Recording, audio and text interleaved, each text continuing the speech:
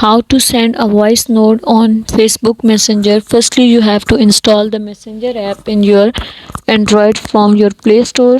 Now you have to open that Messenger app in your phone just like this, and you can see different options at the bottom like chats, calls, people, and the stories.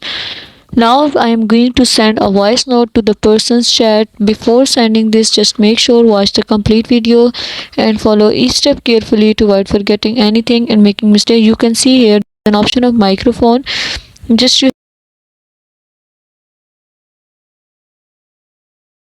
click on it and click on the send option. In this way your voice note will be sent to the person which you want to send your voice note. Thank you so much. That was all. Please consider showing your support by commenting, liking, sharing, and subscribing to our channel for more valuable content in the future. Your engagement is highly appreciated. I wish you very good luck. Thanks.